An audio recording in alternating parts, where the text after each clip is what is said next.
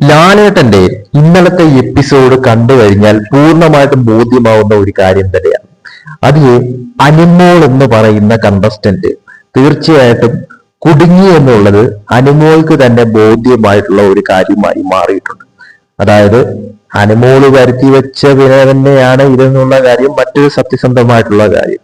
പക്ഷേ ലാലേട്ടന്റെ സംസാരവും അതോടൊപ്പം തന്നെ അവിടെയുള്ള മറ്റുള്ളവരുടെ സപ്പോർട്ടും ഒക്കെ കണ്ടപ്പോഴത്തേക്കും അയ്യോ ഞാൻ കുടുങ്ങിപ്പോയല്ലോ എന്നുള്ള ഒരു ചിന്ത അനിമോളുടെ മനസ്സിൽ നല്ല രീതിയിൽ ഉണ്ടായി എന്നുള്ളത് വാസ്തവമാണ്.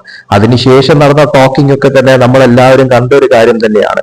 എനിക്കിനി ആലോചനകൾ വരില്ല എന്നുള്ള തരത്തിലൊക്കെയുള്ള നൂറയോടുള്ള ആ ഒരു സംസാരമൊക്കെ തന്നെ നമ്മൾ വളരെ വ്യക്തമായി കണ്ട ഒരു കാര്യം തന്നെയാണ്. ഇതിന് സംഭവിച്ചതെന്ന് പറഞ്ഞാൽ അനിമോൾ അനീഷിനെ കൊടുക്കാൻ നോക്കി. പക്ഷെ അവസാനം കുടുങ്ങിയത് അനിമോളാണെന്ന് മാത്രം. കാരണം അനീഷ് അവിടെ അനിമോളുടെ ചീട്ട് കീറി എന്ന് എടുത്തു പറയേണ്ടി വരുന്ന ഒരു സന്ദർഭമാണ് ഇന്നലെ ഉണ്ടായതെന്ന് വ്യക്തമായി പറയാൻ സാധിക്കും. കാരണം അനിമോൾ അവിടെ കാണിച്ചു കൂട്ടിയത് അത്രയും ഡ്രാമയായിരുന്നു. പക്ക ഡ്രാമ എന്നുള്ളത് തെളിഞ്ഞ ഒരു കാര്യം തന്നെയാണ്.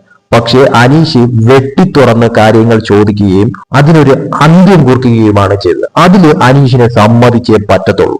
ഇല്ലായിരുന്നെങ്കിൽ അനിമോൾ ഈ ഡ്രാമ തുടർന്നു പോയവനെ അനിമോള്. അതായിരുന്നു അനിമോളുടെ ഉദ്ദേശവും. പക്ഷെ ആ ഡ്രാമ സീരിയസ് ആയപ്പോഴത്തേക്കും അനിമോള് കാലുമാറാൻ നോക്കുന്ന ഒരു സിറ്റുവേഷൻ ആണ് അവിടെ കണ്ടത്. അതായത് ഞാനൊന്നും അറിഞ്ഞില്ല, ഞാനൊന്നും ചെയ്തില്ല എന്നുള്ള മട്ടിലേക്കുള്ള ഒരു മാറ്റം. അയാൾ ഒരു ടാസ്കിന്റെ ഭാഗമായിട്ട് ഒരു ക്രഷ് ഉണ്ട് ജിസൈലിന്റെ അടുത്തും അനിമോളുടെ അടുത്തുമുള്ള ഒരു ക്രഷിന്റെ കാര്യം പറഞ്ഞപ്പോഴത്തേക്കും അതിനുശേഷം പിന്നെ അനീഷിന്റെ പിറകേന്ന് മാറാതെ അനീഷിനെ എല്ലാ അർത്ഥത്തിലും പല ഡ്രാമകളും കാണിച്ച് അയാളിൽ ഒരു ഇഷ്ടം തോന്നിപ്പിച്ചിട്ട് അയാളെ കൊണ്ട് അത് തുറന്നു പറയിപ്പിക്കുകയും ചെയ്തിട്ട് അവസാനം ഞാനൊന്നും അറിഞ്ഞില്ലേ എന്ന് പറഞ്ഞാൽ അത് എവിടത്തെ ന്യായമാണ്? ശരിക്കും പറഞ്ഞാൽ ഒരു സഹോദരനായിട്ട് കാണുന്ന ഒരു വ്യക്തിയോട് കാണിക്കുന്ന രീതികളോ അല്ലെങ്കിൽ ആംഗ്യങ്ങളോ അല്ലെങ്കിൽ ആ ഒരു തരത്തിലുള്ള സംഭവങ്ങളോ ഒന്നുമല്ലായിരുന്നു അനിമോൾ അവിടെ കാണിച്ചു കൂട്ടിയതൊന്നും തന്നെ.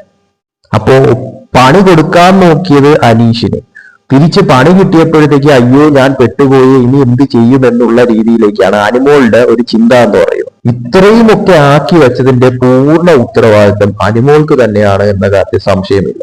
താൻ തന്നെ ചെയ്തു വെച്ച ഒരു കാര്യം, അതിൽ പിന്നെ പെട്ടുപോയ ആരോടും കുറ്റം പറഞ്ഞിട്ട് ഒരു കാര്യവുമില്ല. ഓരോന്ന് ചെയ്യുന്നതിന് മുന്നേ ആലോചിക്കണം അതിന്റെ വിപരീത ഫലം എന്തായിരിക്കും എന്നുള്ളത്.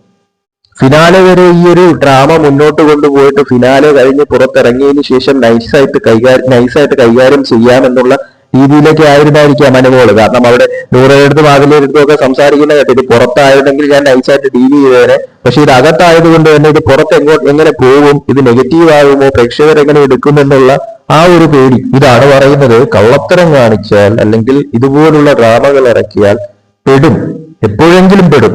അതുപോലെ ഒരു പെടലാണ് ഇപ്പൊ അനിമോൾ അവിടെ പെട്ടിരിക്കുന്നത്. എന്തായാലും ഇനി ഒരാഴ്ചയാണ് ഉള്ളത്. ആ ഒരാഴ്ച കൊണ്ട് എന്തൊക്കെയാണ് ഈ സംഭവ വികാസങ്ങൾ നടക്കാൻ പോകുന്നത് എന്നുള്ളത് കാത്തിരുന്ന് കാണേണ്ട കാര്യം തന്നെയാണ്. കൂടുതൽ BB അപ്ഡേറ്റ്സുമായിട്ട് വീണ്ടും വരാം.